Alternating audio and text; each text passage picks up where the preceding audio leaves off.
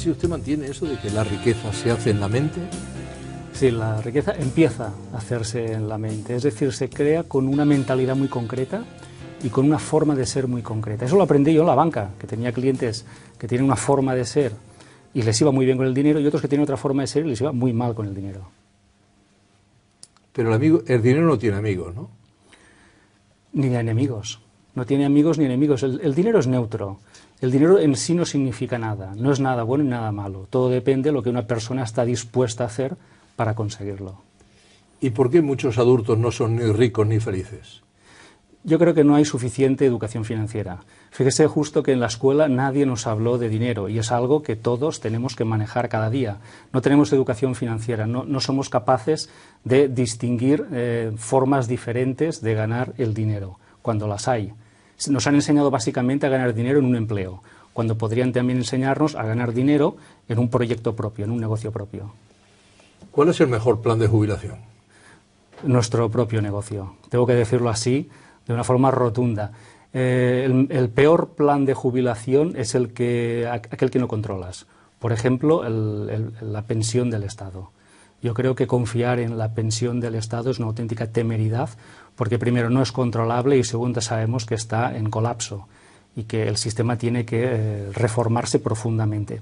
Así que la mejor forma, el mejor plan de pensiones es nuestro propio negocio. Me está convidando a boda. Podemos llegar a jubilarnos y que no haya un duro, no haya donde echar mano. Es que probablemente nuestra generación va a tener una gran decepción cuando compruebe que su jubilación será muy diferente a la que tuvieron sus padres o sus abuelos. ¿Y por qué el sistema de pensiones está en colapso, está en caída a plomo? Por temas demográficos. Fíjese que ahora mismo hay más mayores que jóvenes.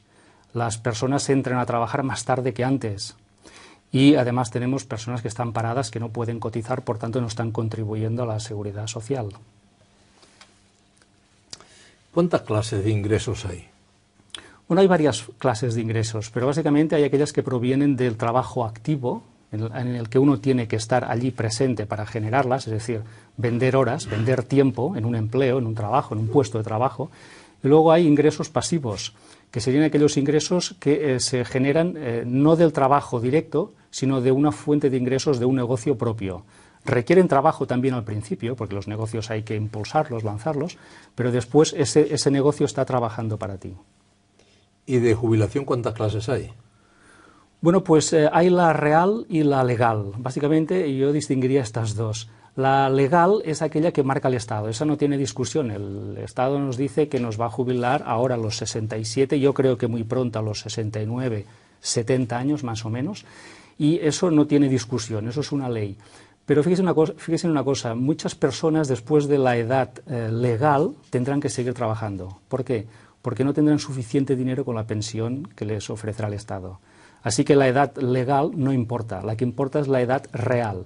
¿Y cuál es la edad real de jubilación?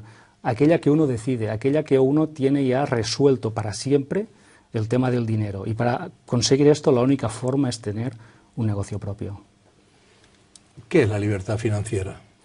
Pues es no preocuparse de dónde va a salir mi próximo euro, no estar pendiente de dónde va a salir mis ingresos mañana, ni depender de seguir vendiendo el tiempo en un puesto de trabajo. Cuando una persona ha resuelto el juego del dinero, puede permitirse no hacer nada, cosa que yo tampoco recomiendo, pero podría hacerlo porque tiene ya resuelto el juego del dinero. Y puede dedicarse a crear otras fuentes de ingresos o dedicarse tiempo a sí misma o a su familia. Usted a veces dice en su libro que la solución a todas las dudas que tenemos en el mundo mundial en cuanto a ingresos y cómo tenemos que organizarnos están en una librería. Sí, caramba, ¿cuánto dinero hay en una librería? Si la gente supiera esto, irían de cabeza a una librería. Hay muchísimo dinero en una librería, pero no está en forma de billetes, sino que está en forma de ideas, de conocimiento. Ahora que estamos ya en la era del conocimiento, en la era de la información y el conocimiento, después de la era industrial que aquí en Europa ya terminó hace años, ahora las personas que tengan conocimiento, que tengan información, conocimiento, sabiduría, talento, esas personas serán muy prósperas. Y las personas que no tengan este talento, este conocimiento, serán personas que les va a ir muy mal con el tema del dinero. Así que os recomiendo a todo el mundo que si quiere hacer dinero, que vaya a una librería y que invierta en sí misma. Porque llegará el momento que una persona que no tenga conocimiento y que no tenga ese tipo de recursos no la querrá nadie. Nadie. Está pasando ya. No es que vaya a llegar, está ya ocurriendo. Sí, son los trabajos en los que no hay que añadir talento, conocimiento, son mileuristas o submileuristas, incluso serían ya milagristas, ya, porque tienen que hacer milagros con muy poco dinero, ¿no? En cambio, las personas que sí están trabajando con talento y conocimiento, a esas personas no solo están muy buscadas, sino que les pagan muy bien. Y esas personas tendrán trabajo siempre. Así que lo que tenemos que hacer ahora es invertir en nosotros como profesionales y ser muchísimo mejor que fuimos, por ejemplo, el año pasado, y añadir mucho valor añadido en nuestro negocio o trabajo. Claro. Usted había estado en donde está el dinero, había sido un alto ejecutivo de la banca, donde se mueve la pasta y tal, y se fue de allí. ¿Qué huía, del dinero o porque quería más dinero del que había en el banco? No huía de nada, sino que iba hacia la libertad. Es decir, yo me di cuenta que allí nunca sería libre, tampoco rico, y decidí crear una profesión y mi propio proyecto, mi propio negocio, partiendo de nada. Esto fue hace 10 años y puedo decir que después de 10 años como emprendedor, como autónomo, pues que me va mucho mejor, y no solamente va mucho mejor económicamente, sino que además soy muchísimo más feliz. Y creo que este testimonio, que no es ejemplo para nadie, tiene que servir a las personas para darse cuenta de que todos valemos para algo.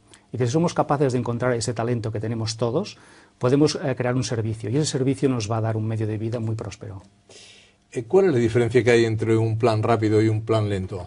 Bueno, el plan lento es lo que hacían nuestros padres y abuelos, lo cual estaba muy bien en su época, en la era industrial, que era pues ahorrar, trabajar, crear un plan de pensiones privado, pero hoy todo esto no garantiza nada, porque el mundo ha cambiado mucho. Así que el plan que tenían nuestros padres o abuelos hoy se ha vuelto un plan lento.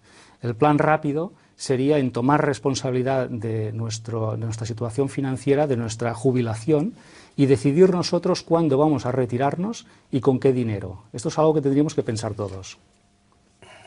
Y según su manera de pensar, ¿cuándo debemos jubilarnos? Yo creo que cada persona debería decidir cuándo. Es decir, no creo que tenga que ser una cosa que venga impuesta por una ley. Yo creo que cada persona debe decidir cuándo deja de trabajar, ¿no? Yo en mi caso, como lo que yo hago lo haré toda la vida, pues yo creo que trabajaré de por vida, ¿no? Pero también es cierto que hay otras cosas tan importantes o más que trabajar. Y son pues cultivarse a uno como ser humano, cuidarse y también estar con los suyos, con su familia. Yo en mi caso he decidido que trabajo mediodía nada más, por las tardes, y por las mañanas me las dedico a mí, a mi familia. Yo creo que eso es bastante equilibrado.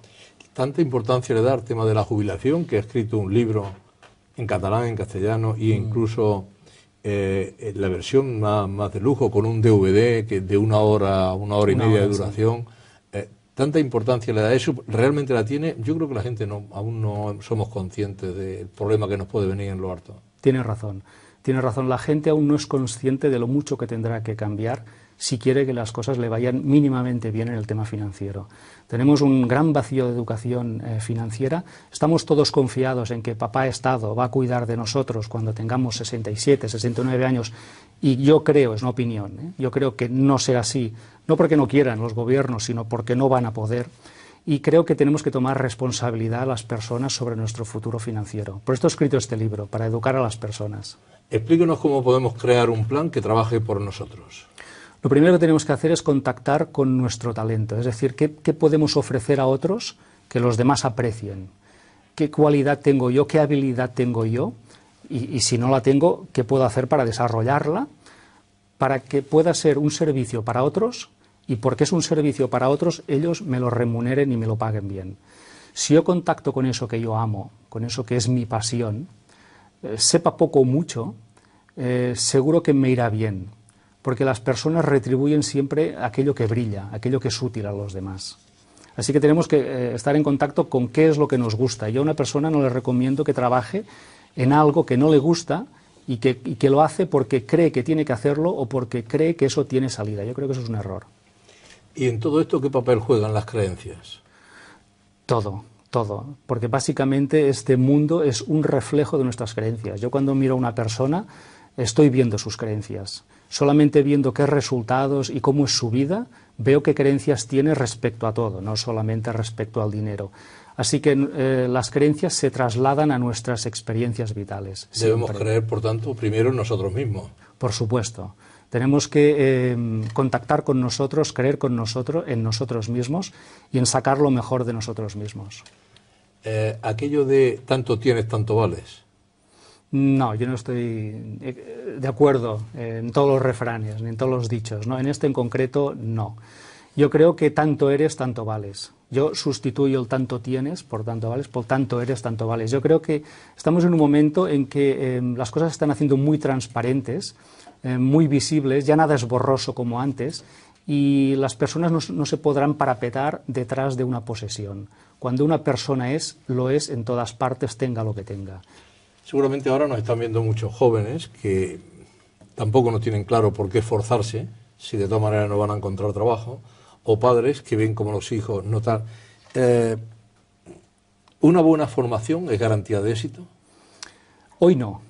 Hoy no. Con eso no digo que no la tengan. Yo creo que es necesaria, pero no es suficiente. Yo tengo una carrera y un par de másters, pero también tengo que decir que hoy no vivo ni de mi carrera ni de mis másters, pero me alegro de haberlas hecho.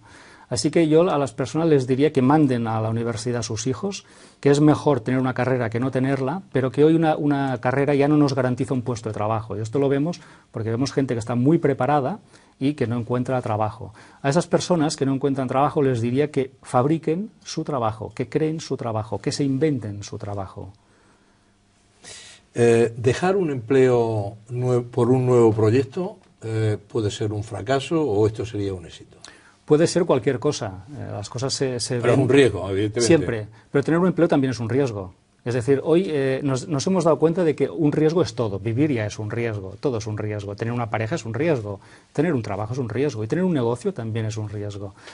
Pero yo creo que al final lo que tenemos que hacer es desechar ese concepto de seguridad. Yo creo que la seguridad hace pequeños a los hombres.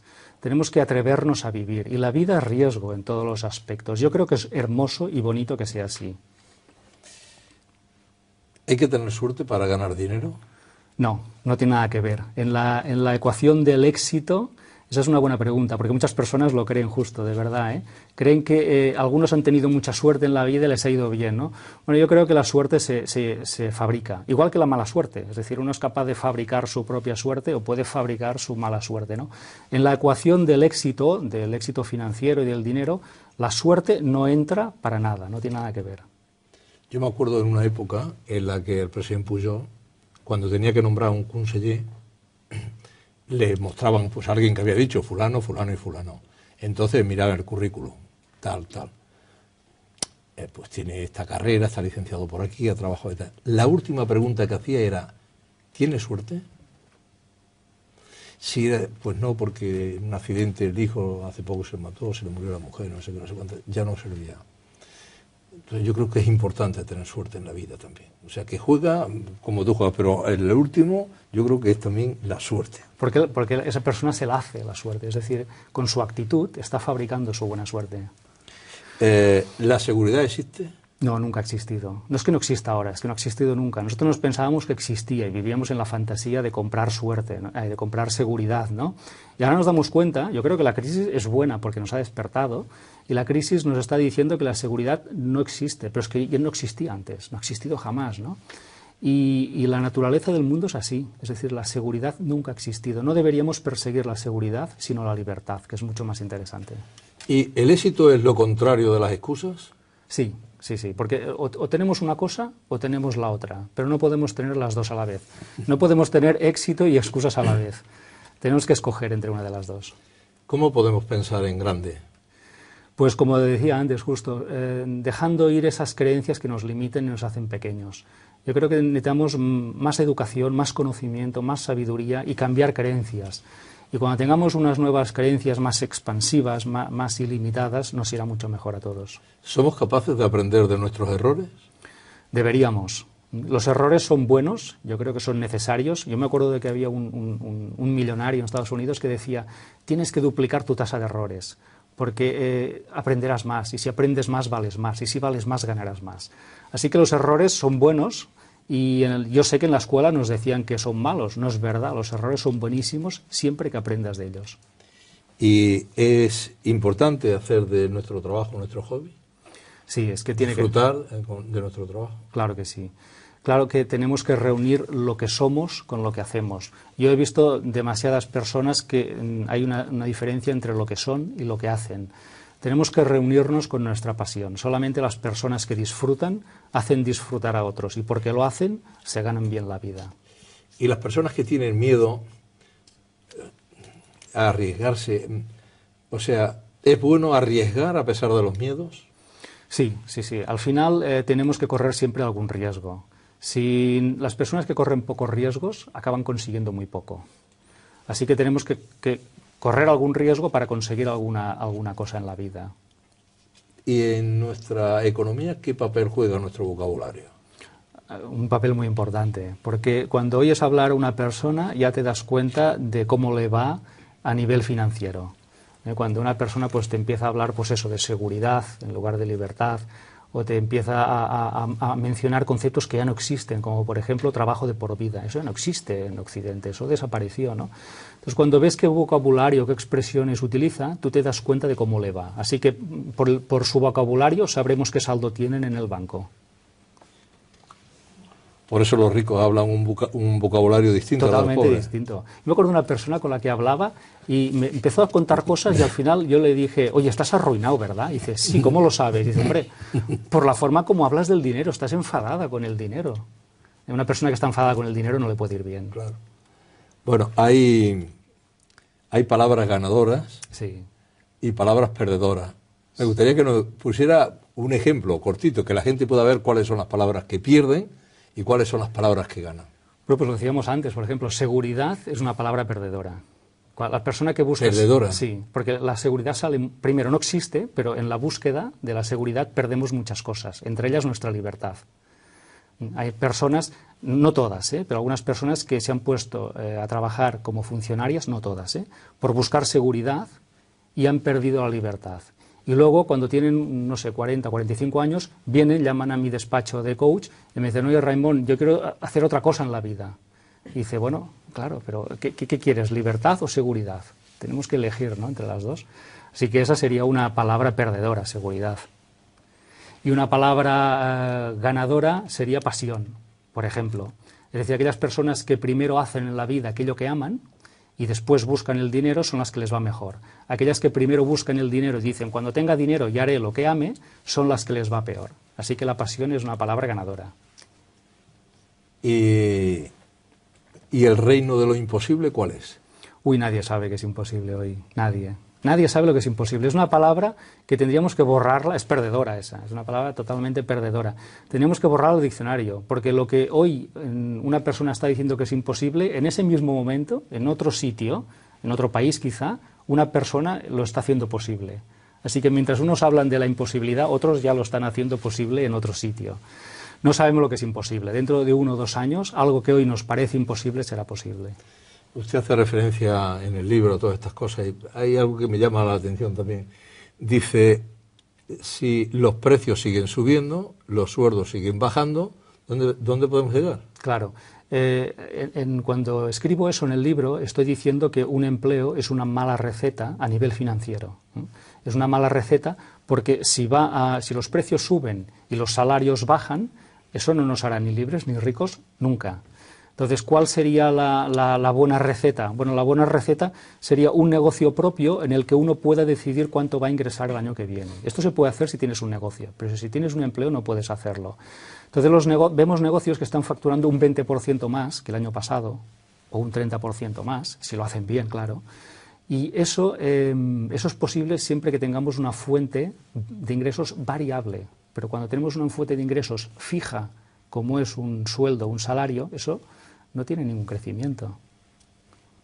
Entonces usted es partidario de ligar el aumento del sueldo a la productividad en la empresa. Y está porque pasando. Así estás libre para poder, mientras más aportes, más vas a cobrar. Claro, y está pasando ya. Hoy lo leemos en las noticias, que no vamos a dar nombres, pero una empresa muy importante va a unir la productividad con el sueldo. Mira, yo me acuerdo cuando estaba en un banco, tampoco voy a decir el nombre, trabajaba en un banco, nos dijeron que el 40% de nuestro sueldo, fíjese bien, el 40%, que es muchísimo, es casi la mitad, iba a ir en función de los objetivos que teníamos marcados. Eso quiere decir que si lo hacíamos muy mal, cobraríamos el 60% nada más, pero si lo hacíamos muy bien, podíamos cobrar el 100 y pico %. Yo cuando me dieron esa noticia en el banco, que era empleado, me alegré muchísimo. Y llegué a casa y dije, me han convertido en socio del banco. Lástima que muchos no lo vieran, no lo vieran así. Es cierto. De cualquier manera, vivimos en una época tan estresados que no nos da tiempo ni a mirar lo que tenemos delante de las narices. Sí, yo creo que en este momento de crisis las personas no se están dando cuenta de que la crisis no es solamente una crisis financiera, es una crisis personal. Quienes estamos en crisis somos nosotros, no es la economía solamente, somos nosotros. La economía también, porque forma parte de nosotros, pero estamos nosotros en crisis.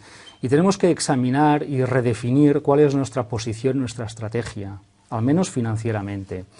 Y yo creo que la persona promedio no se está dando cuenta de esto. Lo que está pensando es, bueno, me siento aquí, alguien hará algo y esto pasará y volveremos a lo de antes. Bueno, pues yo tengo malas noticias. No volveremos a lo de antes y quizá nadie tenga que arreglar nada, sino que nosotros tengamos que empezar a tomar responsabilidad. Sí, si alguien espera que todo sea como era antes, no será como antes nunca jamás. Y eso es bueno, porque el crecimiento que tuvo las economías de Occidente fue a base de un endeudamiento estratosférico. Es decir, Occidente ha tenido 40 años o 50 de crecimiento continuado porque se hizo en base a dinero que no existía, es decir, endeudándonos, dinero que no habíamos ganado, dinero que no teníamos. Yo creo que eso tiene que acabarse y no tenemos que volver jamás a eso. Y luego también porque la economía prosperó tanto en estos años porque consumíamos cosas que nunca debimos consumir. Es decir, hubo un exceso de consumo en cosas que no eran necesarias y que han esquilmado los recursos del planeta. Yo creo que a eso tampoco tenemos que volver. Tiene toda la razón del mundo. Pero usted también, en el libro, notó que le da change al vago, al que no quiere hacer nada, porque si el éxito de todo está en una librería, las claves están en una librería leyendo, usted ha grabado un DVD para que sea tan vago que no tenga que leerlo, que acostado lo pueda escuchar. Bueno, sí, está bien eso, está muy, muy bien encontrado. Bueno, sí, vamos a las personas que son muy visuales y les gusta ver y escuchar, les vamos a dar la opción de que vean la película y el que quiera leer, pues que lo lea. Pero encontrará las mismas recetas en los dos sitios. Y la receta que propongo en el libro es, primero, tenemos que invertir más en nosotros, como seres humanos y como profesionales. Tenemos que ser unos grandísimos profesionales. Dos, tenemos que invertir en educación financiera. En el siglo XXI es una necesidad, ya no es un lujo. Y tres, hemos de invertir en negocio propio. Tenemos que tener un pequeño negocio, no digo una gran empresa.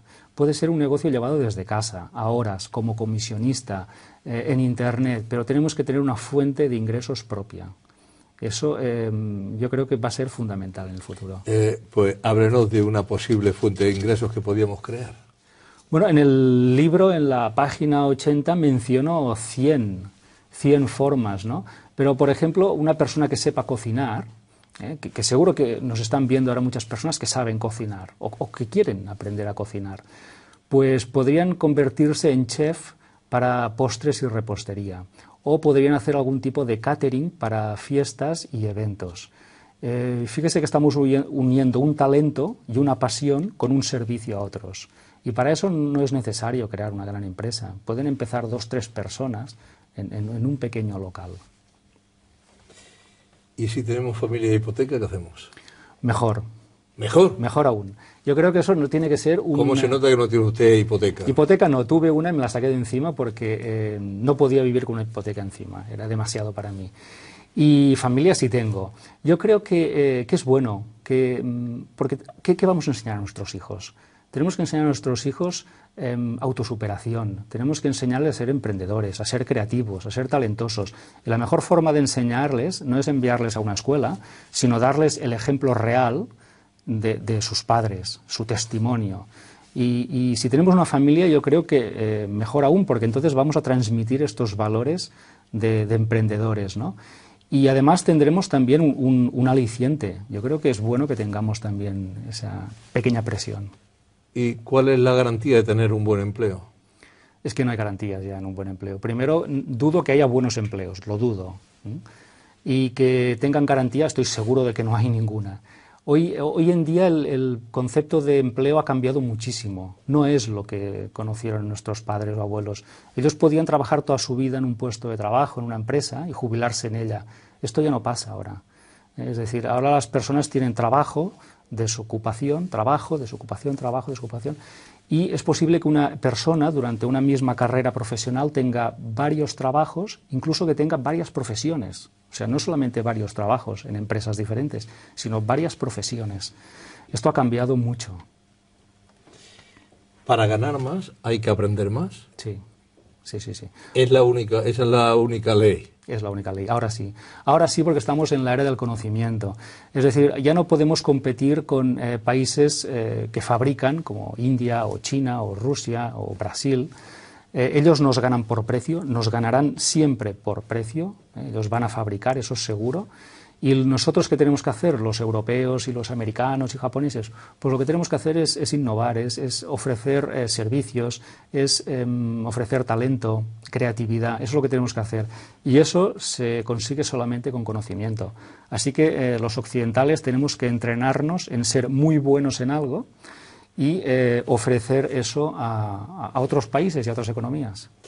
En el libro deja usted sentencia.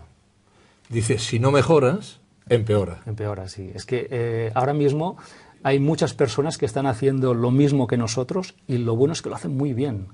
Es decir, que ahora hay muchísimas personas que quieren hacer pues, lo mismo que estamos haciendo nosotros, ¿no? Por ejemplo, en mi caso, que soy escritor, pues hay muchas personas que quieren hacer un libro. Y yo le aseguro que son muy buenas, o sea, que escriben muy bien. Así que si yo no mejoro, comparativamente estoy empeorando. Sí, sí. ¿Y hay alguna cosa en la que podamos invertir, seguro? No, no. Una inversión no tiene garantías, no la hay. No hay inversiones con garantías. Yo creo que todas tienen su margen de riesgo y eso es natural, no es ni bueno ni es malo. Y yo nunca a las personas les digo en qué tienen que invertir. Yo siempre les digo que inviertan en aquello que conozcan, porque demasiadas personas han invertido en cosas que no conocen, en mercados que no conocen, en negocios que no conocen, en valores o en papeles que no conocen, y entonces lo que ocurre es que les va muy mal. Así que lo primero que le digo a una persona, tienes que invertir en algo que conozcas. Estudia ese mercado, estudia ese negocio, estudia eso en el que vas a invertir. Y luego que inviertan en aquello que les guste, que les apasione. No en algo que inviertan solo por ganar dinero. O sea, que se pongan en un mercado, en un negocio en el que realmente disfruten, porque se van a pasar mucho tiempo en él. A veces se producen llamadas en la radio y me llaman, dice, justo es que no tengo trabajo y tal, y yo le digo, ¿qué es lo que sabe hacer? No, yo para trabajar en cualquier cosa, la gente que dice que trabaja en cualquier cosa se apaña también cobrando cualquier cosa. Eso es lo que pasa. Cuando una persona dice que trabajará en cualquier cosa, le acaban pagando cualquier cosa, y eso no lo queremos, ¿verdad? Entonces, yo entiendo que una persona esté muy apurada, porque yo también he estado apurado, es decir, cuando uno sale de la facultad, pues busca cualquier cosa, ¿no? Porque tienes poca experiencia y 22 años. Yo eso lo entiendo, lo he vivido, pero eso tendría que durar muy poco, 6 meses como mucho, no más. Porque si cogemos cualquier cosa y nos acomodamos en eso, nuestra vida acabará convirtiéndose en cualquier cosa y tendremos una vida barata, un sueldo barato y unas ilusiones muy baratas, ¿no? Entonces, si eso pasa, pues perfecto, pero pongamos un margen.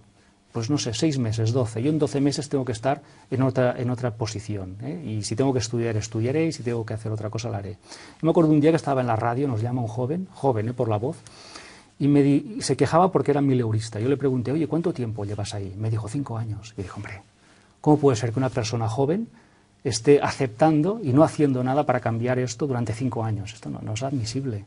No puedes llamar a una radio para quejarte después de 5 años. Tienes que hacer algo para que eso cambie. Claro. Su libro anterior era El Código del Dinero, que funcionaba además muy bien. Aquello fue y todavía sigue tirando mucho, porque hace de transmisión la gente que lo va leyendo. ¿Cómo está funcionando actualmente? Muy bien, se han hecho 6 ediciones y es el boca a oreja. Es un libro que regalan incluso padres a sus hijos para que entiendan el mundo en el que ya están y que está ya pues llegando, ¿no? Y es un libro que no ha tenido ninguna publicidad y que es, como dice, por el boca a oreja, la recomendación. Hay gente que lo regala a docenas. Y es que el dinero habla un código distinto, por eso mucha gente está pelada, porque no entiende el código ese, y ese libro precisamente da las claves del código para entender también. Yo se lo resumo, si quieren, muy brevemente. La palabra dinero, que son unas letras, yo le digo la D de dinero, ¿qué significa? La D de dinero tiene un código, y el código es diversificar. Necesitamos varias fuentes de ingresos. ¿Por qué? Porque si solo tenemos una y se seca, nos vamos a la quiebra. Así que necesitamos varias fuentes de ingresos. La I, que sería de inteligencia financiera. Es decir, necesitamos más educación financiera para poder entender este mundo tan complejo del siglo XXI y la globalización. La N. La N es de una nueva conciencia, una nueva mentalidad. Lo que decíamos antes, hemos de tener una mentalidad más expansiva, menos limitada y que conecte más con nuestros valores y talentos. La E es de emprender, sin duda, hemos de emprender. Cuando no encontramos trabajo, porque el mercado no nos lo puede dar, tenemos que inventarnos nuestro propio puesto de trabajo. Así que tenemos que emprender, necesitamos emprender más. Este país lo tuvo, Cataluña era un país de emprendedores y tenemos que volver a eso, a ser más emprendedores. Vamos por la R, el código de la R es reaprender. Porque lo que aprendimos no nos va a llegar más lejos de donde estamos. Así que tenemos que reaprender cosas, tenemos que reaprender la economía, tenemos que reaprender nuestro oficio, porque nuestro oficio ha cambiado, y el oficio ha cambiado o el trabajo ha cambiado porque el mundo ha cambiado. Así que tenemos que reaprender. Y finalmente la O, el código de la O sería buscar oportunidades. No busquemos empleos, busquemos oportunidades. Yo creo que ahora hay más oportunidades que nunca. Lo que pasa es que no tienen pinta de oportunidad, tienen pinta de problema. Entonces la gente no las ve, porque ve un problema. Pero aquellas personas que busquen problemas y los resuelvan, la gente les va a pagar muy bien por resolver problemas. Porque de problemas es de lo que está el mundo lleno también. Está lleno. Estos días son días apetitosos a la hora de comprar libros, porque es una tradición. Supongo que avanzar la jubilación, que es avanzar la jubilación, pero es liberarse también. El libro aporta muchísimas cosas. Yo no sé si va a estar entre los libros más vendidos o no. Yo desearía que así fuera, porque de verdad que a la gente le planta ideas importantísimas para poder desarrollarlas a lo largo de su vida. Sobre todo no quedarse parados, no conformarse con nada. Yo creo que sí, que tenemos que empezar a sacar este orgullo interior y sacar carácter también, que lo tenemos, los españoles tenemos carácter. Sacar carácter, orgullo y no pensar que alguien nos va a resolver la papeleta y seamos nosotros quienes la resolvamos. Y si luego pues tenemos una pensión, estupendo, será para los nietos. Bueno. ¿Usted cree que todavía tenemos solución? Sí, sí que la tenemos, ¿sí? Por supuesto que sí. Vale. Ahí le dejo, señor Raymond Samson, le dejo con su cámara, a ver si es capaz de convencer a la gente para que compre el libro. Le agradezco que haya estado con nosotros esta noche. Yo tomo muy buena nota porque, en fin, porque es necesario eso, tener varias fuentes de ingresos, porque eso es como un manantial de un pozo que si se seca porque alguien ha hecho un pozo al lado y ha cortado el manero, pues se queda seco. Que tenga muy buena noche y mucha suerte. Gracias. Gracias.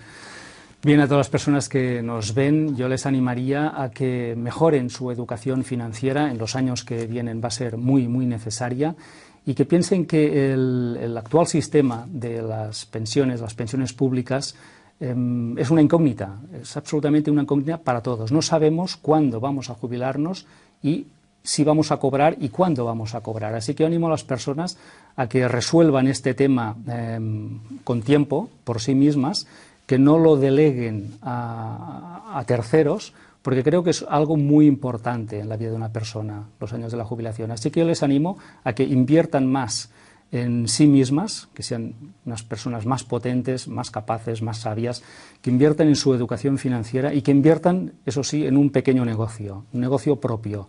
Y si eso ocurre, yo les garantizo que serán libres, sabias y ricas. Esa es mi voluntad. Gracias.